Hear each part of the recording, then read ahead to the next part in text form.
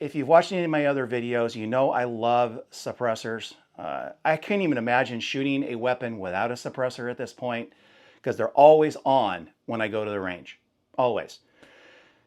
So I'm going to touch on why I hadn't purchased one prior to about a year and a half ago, why I decided to purchase my first suppressor, what convinced me, and then what route did I go as far as what did I buy. So first off, I didn't buy a suppressor leading all the way up to about a year and a half ago because I had heard firsthand how horrible the process was.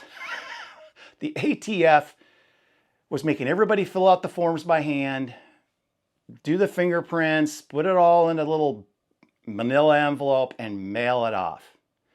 And I thought, by the time I go down and get my fingerprint card and all this other stuff and then pay the $200 tax stamp on top of it, it just wasn't something I was looking forward to doing. So I just chose to wait. And I'm lucky I did because the process has become a heck of a lot more convenient because it's digitized. And I'm going to go into that here in a second as well. So that's why I put it off for years and years and years and years and years. And they were also significantly more expensive back then because they were less popular. So you had less manufacturers in the market producing them, and so they could charge more for them. And it was just something I really couldn't afford at the time either. But about a year and a half ago, I decided it was time to buy a suppressor. There's a local store in town. They do an awesome job, East Valley Tactical. And I'd wandered in there, and they do a lot of suppressors. Mr. Silencer, I think, is what their other name is of their other company that merged with East Valley Tactical. So anyway, I walked in there, a lot of really nice guys. They kind of showed me what was going on as far as suppressors go, but I didn't buy one right then. I wasn't ready to pull the trigger. And then I saw on YouTube this little guy, JK Armament CCX. A couple of things I thought were really cool about it. Obviously, it's a suppressor you can put on your everyday carry weapon. And that was really high on my priority list. It's super light. This weighs absolutely nothing. It's kind of like a lipstick suppressor. About the size of what a 22 suppressor, but it's 9mm. And I thought, that thing is brilliant. I love that thing. And then East Valley Tactical was putting on, or they were participating in a local event where there was going to be suppressor companies there. You can go out and you can kind of shoot at the range with the product and kind of figure out what you like. And my son-in-law, who had already gone through the old school way of doing it, which was another reason I was kind of deterred, because he's like, I went through all this process, Todd, and it took like 14 months to get my suppressor. And then, of course, you have to pay for them up front, so you're kind of just sitting around waiting. Paid and you're waiting that long. That was another reason that kind of turned me off. But we went together to this thing because he was interested in it, and it was destiny. We walk in through the front gate, and bam, right there in front of us was a JK Armament poster. They were, right there in front of us. And I'm like, well, that's the company I primarily want to take a look at. They had one of these there to demo. I shot it, fell in love immediately. So we wandered down to where they were, they had all their other products and stuff, and where we could go through the process of actually purchasing. I had no idea what it was all about, but went in there, a little, easy up that you can go to. And while I was there, I thought, what the hell? If I'm going through this process once, I think I'm going to buy another one for my AR. So I bought this. This is the SBRX. It's a 30 cal can. You can change the end cap and make it 223 or 556. But this is 30 cal. And I thought, what the hell? I'm going to go over later what I really like about this particular setup in comparison to something like this. But I just thought, what the hell? So I bought both of them at the same time. And then I waited. I think I waited. The CCX, the small one, came in, I got a notification from the ATF first. Hey, come on down, get your suppressor. I think that was 7 months. From what I hear, is actually pretty fast. Guys are waiting, unfortunately, longer than that. And people are waiting shorter than that. The guys at East Valley Tactical were telling me, guys, 90 days, and they were getting their approval. That's not me, of course, but at least I'm not the longest either. And then this guy came in probably 2 weeks later, and I was able to go pick this up. Obviously, I've shot with both. I love both products. And then I sat on them for a little while, and I started accumulating other props for the channel. And I thought, you know what? I think I want a dedicated 223/556 can. One that's designed for that caliber, so I get the best performance out of it. While this is super quiet, even when you change out the end cap and put a little smaller end cap for the 223, it's really kind of designed for 30 cal. So it's a little bit bigger, designed for a bigger bullet. Whereas this one, which is the Cirrus, I believe, by Silentrico, but it's designed specifically for the 556 223. So my thinking was, well, it'll be a little quieter, be a little more efficient. They both weigh about the same. If I had to do it over, I probably wouldn't have bought this one, to be honest with you.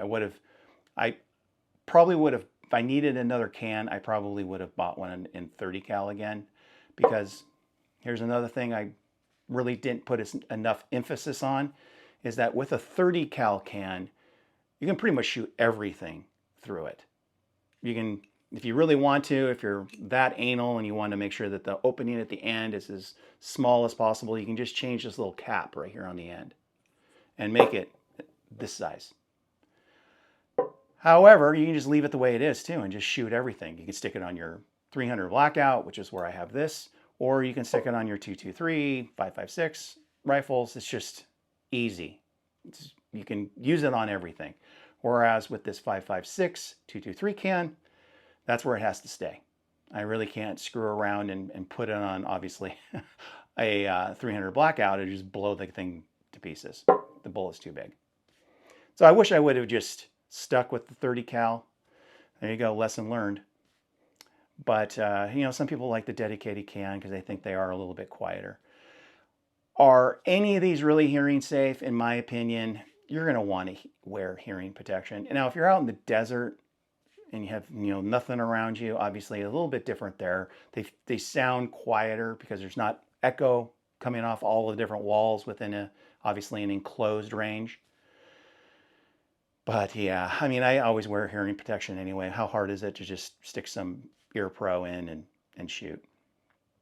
So that's my take. I have another one too, dedicated 9mm that I have on a PCC that I have. I didn't bring that in here, but I can stick that pretty much on anything handgun related, and it fires just fine.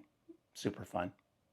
So that's my take on why I actually purchased what I purchased. Now, what is another difference between these two cans? One of the other benefits of JK Armament is that each one of these are a baffle, and you can remove as many as you want. So as you know from other videos, my goal was to get my 300 Blackout as short, as compact as possible so I could stick it in a backpack. And if I'd come up an inch short with this particular can, I could just take two baffles off. I'd still have some suppression with the weapon. Obviously, it wouldn't be as quiet with two baffles missing, but I can make it work. I really like the fact that it's configurable, that you can adjust the length, you can adjust, they call it mission oriented, but you can do a lot of really cool things by shortening this up if you need to. Whereas on something like this, the Velos, this is it. I mean, you have to use it in this length. There's no shortening of the can. And you can do the same thing actually with this, and I have. If this had all the baffles on it, it would be about that long. But this, to actually fit inside my man purse, I had to shorten it up to where there's only 3 baffles on here instead of 5. So that's pretty fun. The process, it's a lot easier. There's kiosks now. If you go down to East Valley Tactical, they'll walk you through it. You can complete a lot of it there. And then you go, there's an app for everything, right? You'll go to an app and you'll put in some other information in there and it'll create an account for you. And you can kind of watch everything go through there. And once they'll tell you, it's super easy. They'll tell you if you're missing something. And then you just make sure everything's updated and boom, it's done. Now the wait times are, like I mentioned, a little bit shorter. In my personal experience, I waited about 6 to 7 months for my cans to process through. It's a government agency. Why they don't just, like for instance, when they ran through and did all their checks and balances to see if I was eligible to have a suppressor for this guy, the first one I got, why wouldn't they just, if they got another application in, type in my last name and go, oh, hey, this guy's already got one approved, well, and just push it through? But they didn't, and I'm actually still waiting on a can. When I bought this one from Silencer Co., they had a buy one, get one. And the way it was worked out with the paperwork and everything that they required, this one was submitted about 2 months earlier than the actual free can that I got. So I'm still kind of waiting. It should be any day. I'm guessing probably February I'll get that. So it is quicker. You do have to pay up front.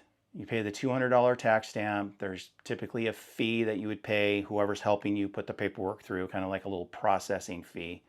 And then, of course, you got to buy the can. So you got to come out of pocket for the actual can itself. And then it's just a waiting game.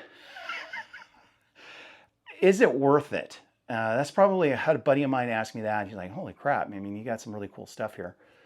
But is it worth it? Because it is expensive. You could spend $1,000 for the can. You got another $200 on top of that for the tax stamp. And then you get the processing fee, and you got the, of course, tax on top of that. So it can get expensive. But like I said, I would have a really hard time shooting a unsuppressed weapon at this point. It's just nice. It's nice. And of course you have Ear Pro in, or whatever you use. So it's not really the suppression. It's just, gosh, it's just the way the weapon feels when you're shooting it. It's just different. It really is. Maybe it's just all in my head, but my Ear Pro's not working as hard. I can just tell that the weapon is super quiet. Of course, it's great if you're shooting indoors and you don't have the opportunity to get Ear Pro. Let's say if somebody breaks into your house in the middle of the night and you have a suppressor on your everyday at the house gun and you have to engage them. I mean, obviously having a suppressor on with no hearing protection is going to kind of keep your senses and your wits about you. You're not going to get as disoriented with having that big blast and fire coming out the front of your weapon. So there are a lot of advantages. And if you're out, at the range, even an outside range, I think the people next to you appreciate you having a suppressor on, especially with the shorter barrel stuff if you're shooting that. So overall, yeah, it's expensive, but I think it's definitely worth it. These suckers do get hot, way hot. There's covers they make to go around them so that you can kind of grab onto them and get them off the weapon. And the first time I took it to the range and I was like, all right, I got my weapon, or I got my suppressor. Went there and just fired probably 300 or 400 rounds to my weapon, just kind of tinkering with it, getting it working perfect. And then I totally forgot. I didn't burn myself, but if you thought I was going that direction, but I didn't realize just how hot they were. And we're in an indoor range, paying by the hour. So we shot for probably 45 minutes, and then we had to sit around and to pay for another hour in the bay because the suppressor was too hot to put away. My son-in-law, who's used to having a suppressor, he bought a welder's glove. But I mean, where are you going to put it? Even if you get it off your weapon, I mean, what are you going to do with it? So you have to factor that in too. And a cover's nice because if you are going to use a sling, if you're going to do any kind of like tactical stuff, and you're going to take the weapon and maybe throw it to the side on a sling and draw your secondary, it can burn the crap out of you. I couldn't even imagine getting touched. It'd be like basically getting touched by a motorcycle muffler after a long, long ride. Nothing pleasurable about it at all. So there it is. I hope that was somewhat educational. It's definitely worth it. They're expensive. There's others that you can buy. I saw one actually the other day when they were doing all these Christmas and New Year's stuff where you could get a can for, 30 cal can that you can put on pretty much any rifle. and they were selling them for, gosh, I want to say 300 or 400 bucks. And then of course you have the tax stamp. So you're still, you're $700, $800 instead of, popping that $1,000 limit. So it's not bad. Obviously these should not be on the NFA list. It's ridiculous. Over in Europe, you can't even fire a lot of rifles unless you have a suppressor. So it's ridiculous that they force us to jump through all these hoops, but it is what it is. Hopefully that'll go away someday. But right now, it's just kind of the game we have to play if we want them.